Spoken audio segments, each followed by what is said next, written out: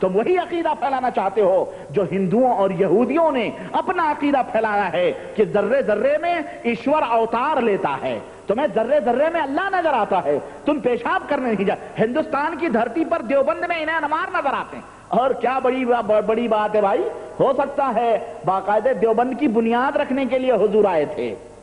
ہاں، ایک پاکستان کا وہ قادری ہے کوئی پادری، اس نے حضور کو منہاج القرآن کی بنیاد رکھنے کے لیے بلایا تھا پاکستان میں ٹکٹ دے کر کے، اور باقاعدہ بکواس کیسٹوں میں موجود ہے جو دنیا کے سامنے ننگا ہوا، ذلیل ہوا، اور دنیا نے ماتھے کی نگاہوں سے دیکھا۔ اس نے سوچا ہوگا کہ جس طرح دیوبند کے لوگوں نے اتنے بڑے بڑے جھوٹ بول کے دنیا میں شہرت لے لی ہے، لاؤ ہم منہاج القرآن پہ بھی گپ پھانک کے لے لیں شہرت۔ لیکن اس دور میں ذرا حق بولنے والے تھوڑے کم تھے، لیکن آج تم نبی کریم صلی اللہ علیہ وسلم کے خلاف لب بھی ہونٹ بھی کھولو گے تو الحمدللہ بھرے چوراہے پر تمہارے ہانڈی پھوڑنے کے لیے ہم جیسے طالب علم موجود ہیں۔ تم پہلے ہم سے تو بات کرو، ہم سے گفتگو کرو، تم کہاں دوڑتے ہو ادھر ادھر کی باتوں میں۔ تو ان کو انوار نظر آتے تھے دیوبند کے حضرت کو، اور خادم کو انوار نظر آتے تھے۔ اور تو خیر یہ دیکھیں آپ، اس طرح سے انہوں نے یہ چھوڑا، یہ غیب دانی، یہ دیکھیں کس طرح سے انہوں نے اس غیب کا دعویٰ کیا، اور یہ سراسر اسلام کے مزاج کے خلاف اور توحید کے خلاف ہے، جو سراسر شرکیہ عقیدہ ہے کہ اللہ کے سوا کسی غیر کے بارے میں غیب کا عقیدہ رکھنا یہ سراسر شرک ہے۔ اور جو شخص یہ کہے کہ اللہ کے سوا فلاں بھی غیب جانتا ہے، وہ پرلے درجے کا کافر ہے، وہ پرلے درجے کا کیا ہے؟ کافر ہے۔ یہ فقہ کی کتابیں خود موجود ہیں، اور حنفی فقہ کی کتابوں میں یہ بات لکھی ہوئی ہے، شاید شیخ الحدیث کو پتہ نہ ہو، اور انہوں نے اس طرح کے واقعات انہوں نے لکھ دیے۔ میں اس سے زیادہ کچھ نہیں کہنا چاہتا۔ اور اسی فضائل ذکر میں ابو یزید قرطبی کا ایک واقعہ نقل ہے غیب دانی کا۔ فضائل ذکر صفحہ نمبر 84، یہ دیکھیں آپ، یہ واقعہ لکھا ہوا غیب دانی کا۔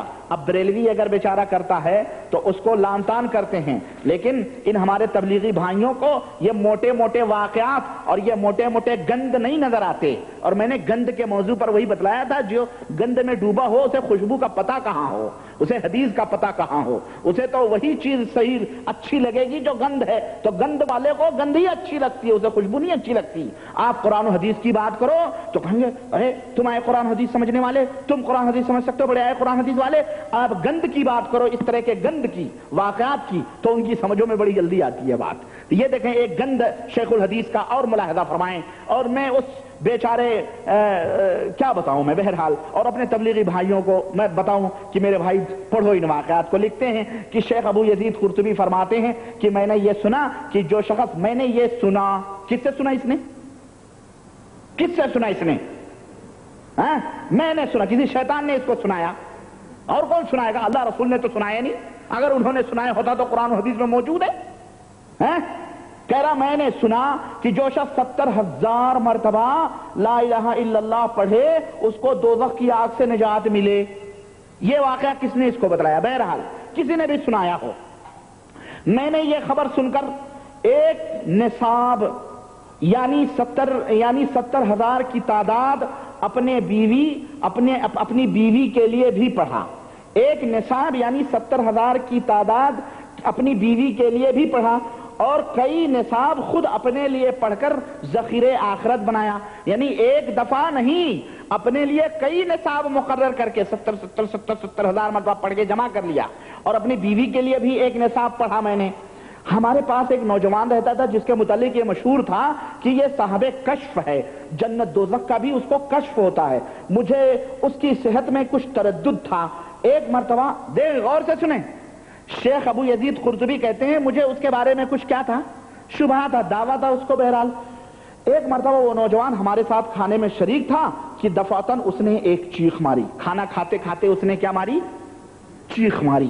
میں سمجھتا ہوں شیطان نے چمٹی لے لی ہوگی اس کو۔ چیخ ماری اور سانس پھولنے لگا، اور کہا، سنو کیا کہا، کہا میری ماں دوزخ میں جل رہی ہے، میری ماں دوزخ میں۔ اس کی حالت مجھے نظر آئی، اس نے کہا اس کی حالت مجھے نظر آئی کہ وہ دوزخ میں کیا ہو رہی ہے؟ جل رہی ہے۔ اب آپ دیکھیں دوزخ میں جل رہے ہیں، ان کو سب پتہ ہو رہا ہے، सुने आगे आए। कुर्तुबी कहते हैं, ये कुर्तुबी नहीं अल्लामा कुर्तुबी, ये दूसरे कुर्तुबी हैं, कोई सूफी उपी हैं। मैं उसकी घबराहट देख रहा था, मुझे एक ख्याल आया कि एक निसाब इसकी मां को बख्श दूं। कहने लगे, अब मुझे ख्याल आया क्या कि जब एक निसाब बख्शने से जन्नत मिल जाती है, यानी 70,000, तो लाओ वो निसाब किसको बख्श दूं? इसकी मां को बख्श दूं। आपकी समझ में नहीं आया? ये जो कुरान पढ़ पढ़ के हदिये होते हैं ना, निसाब, कुरान खानी के जो दौर दौरे चलते हैं, इनके उलमा भी कहते, खैर इनके उलमा क्या कहेंगे, सब डूबे हुए हैं। ये बरेलवियों देखो देखो, तबलीगी जमात तुम्हारी रवश पे चल रही है, तुम्हारे ईमान और अकीदे को नगर नगर फैला रही है। इनको वहाबी नजदी न कहो, ये वहाबियत और नजदियत के दामन पर कलंक का टीका है। ये तो तुम्हारे मौसेरे भाई हैं, चोर चोर मौसियाउद भाई तुम्हारे भाई हैं।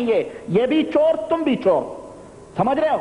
सुनो, ये लिखते हैं कि मुझे ख्याल आया कि एक निसाब उसकी मां को बख्श दूं, जिससे उसकी सच्चाई का भी मुझे तजर्बा हो जाएगा कि ये झूठ बोल रहा है कि सच बोल रहा है, नख बख्श दूं।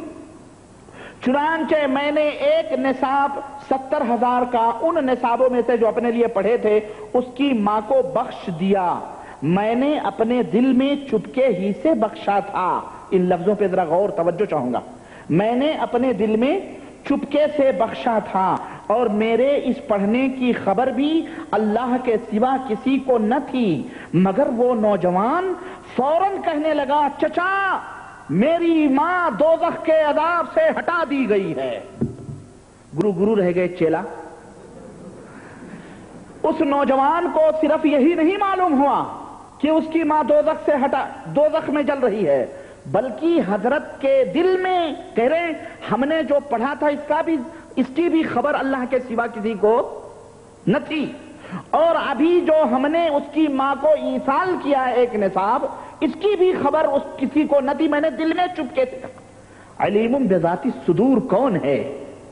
मुसलमानों बताओ जरा, कौन है अलीमुम बिज़ाती सुदूर? अल्लाह के सिवा और है कोई? लेकिन जकरिया साहब, और माजरत के साथ मेरे तबलीगी भाइयों, माजरत के साथ, जकरिया साहब तुम्हारे इमाम, देवबंद के इमाम, पूरे मनारे अहले हदीस, मनारे शेखुल हदीस, क्या फरमा रहे हैं, क्या अकीदा दे रहे हैं लोगों को? बताओ। मैं कहता हूं सारी किताबों पे तबसरा एक तरफ, सिर्फ इसी वाक़े के ऊपर अगर तबसरा करूं ना, इसी एक वाक़े के ऊपर, तो मेरा काम नहीं है किसी को जहन्नम में पहुंचाना, दोज़ख में पहुंचाना, ये अल्लाह करेगा। अगर मरने से पहले इस बंदे खुदा ने तौबा न किया होगा, और मैं हुस्न ज़न रखता हूं, अल्लाह ने हो सकता है तौबे की तौफीक दे दी हो, अगर न दी होगी तो फिर इस तरह का अकीदा रखने वाला वो कभी भी मोमिन नहीं हो सकता है, कभी भी मुसलमान नहीं हो सकता है। जो ये अकीदा रखे कि दिल की धड़कनों को भी जानने वाला कोई गिरे पड़े, ये इस तरह के, या कोई भी हो, हमारे नबी भी दिल की धड़कनों को नहीं जानते थे। चाहे कि ये लल्लू पंचू जुम्मन सुब्राती फत्तू और जो है ये ऐसे लोग, ये दिलों की धड़कनों को जानने वाले लोग हैं। जकरिया साहब क्या अकीदा बयान कर रहे हैं, और तुम कहां के तौहीद की बात कर रहे हो, कहां के सुन्नत की बात कर रहे हो, और किस हक की बात कर रहे हो कि दुनिया के अंदर हम हक फैला रहे हैं? ये हक नहीं, ये तारीकियां हैं, ये जुल्मतें हैं जिनको तुम दुनिया के अंदर फैलाना चाहते हो। कुर्दुबी कहते हैं कि मुझे इस किस्से से दो फायदा हुआ। एक तो इसकी बरकत का, जो 70,000 की मिकदार पर मैंने सुनी थी, गोया इसको भी यकीन नहीं था, तजर्बा कर रहा था। हाँ, अगर अल्लाह रसूल की बात होती तो कोई मुसलमान तजर्बा नहीं करता, अल्लाह रसूल की बात पे आंख बंद के यकीन करता है। गोया ये जरूर शैतानी बात रही है कि नहीं है? ये गैबदानी नहीं, ये गैबदानी के दावे अपने बुजुर्गों में कर रहे हो कि नहीं कर रहे हैं? ये तो तबलीगी जमात वाले अगर गैबदानी का दावा अपने बुजुर्गों में करते हैं तो वो बहुत बड़ी मुआहिद और बहुत भारी वो तौहीद परस्त और सुन्नत के दावेदार बतलाए जाते हैं। और अगर वही बेचारा बरेलवी रजा खानी, अहमद रजा खान का मानने वाला, अगर वो अपने बुजुर्गों के बारे में, गौस और पीर के बारे में रखे, तो वो मुशरिक क्यों है? गुलाम अहमद कादियानी मुशरिक क्यों है? क्यों काफिर है वो? और ये कहां के, इनके अंदर कौन से सुरखाब के पर लगे हैं, मुझे बताया जाए मेरे अजीज।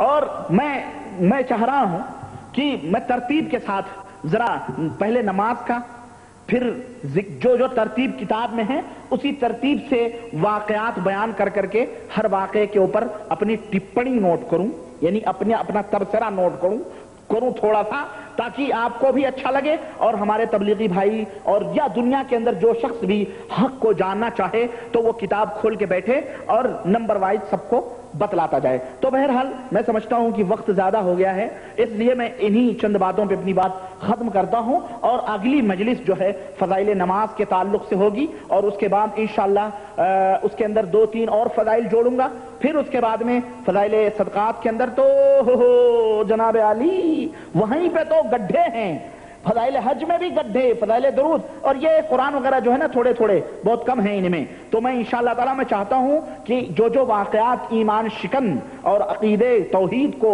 ڈائنامنٹ کرنے والے ہیں اور شرک کی طرف دعوت دینے والے ہیں، میں مختصر طور پر، تفصیلی طور پر تو نہیں بتا سکتا، تفصیل کے لیے تو ہمارے لیے بہت وقت چاہیے، بس مختصر طور پر تھوڑی تھوڑی جھلکیاں آپ کو دیتا چلوں تاکہ امت کے سامنے تبلیغی نصاب کا ایک جائزہ آ جائے، اور تبلیغی الیاسی گروپ کی ایک حقیقی، جو اس کا حقیقی چہرہ جو تبلیغ کے ریشمی کپڑے میں لپیٹ کے امت کو گمراہ کیا جا رہا ہے، اس الیاسی گروپ، یہ الیاسی گروپ بھی اور وہ الیاسی گروپ، اس الیاسی گروپ کا میں پہلے بھانڈا پھوڑ رہا ہوں کیونکہ یہ پہلے آیا ہے، یہ گروہ پہلے آیا ہے، اور اس الیاسی گروپ کا میں فیضان سنت کے تعلق سے انشاءاللہ بھانڈا پھوڑوں گا۔ اور میں سمجھتا ہوں ان کی تو پھوٹی ہوئی بیچاروں کی، ان کی کیا پھوڑو گے، ہے نہیں؟ ان بیچاروں کو تو خیر ان کو بیچارہ اس لیے کہتا ہوں، اس لیے کہ وہ عقل و خرد سے پیدل لوگ ہیں، وہ جو کہتے ہیں وہ دعویٰ کرتے ہیں، جو دعویٰ کرتے ہیں وہ کرتے ہیں، لیکن یہ لوگ جو ہے نا منافقین، یہ منافقین لوگ ہیں، یہ الیاسی گروپ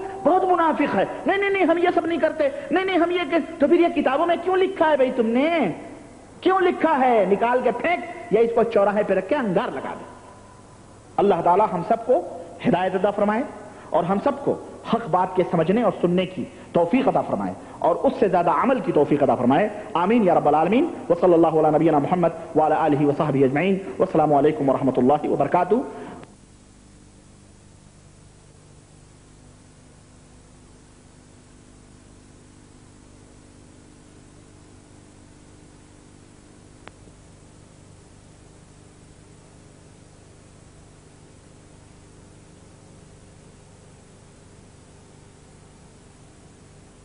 عزیزان محترم، نوجوان دوستوں، بزرگوں، بھائیوں،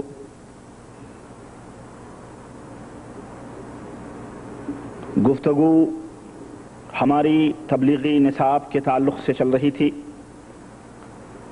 اور وقت کی نزاکت کے پیش نظر اور اس کی قلت کو محسوس کرتے ہوئے میں مناسب اور بہتر یہ سمجھتا ہوں کہ بلا کسی تمہید کے اپنے موضوع کا آغاز کروں، چونکہ یہ سلسلے وائز موضوع چل رہے ہیں تبلیغی جماعت کے تعلق سے، تبلیغی نصاب کے تعلق سے، ان کے عقائد، ان کے خیالات، ان کی کتابوں میں جو موجود ہیں۔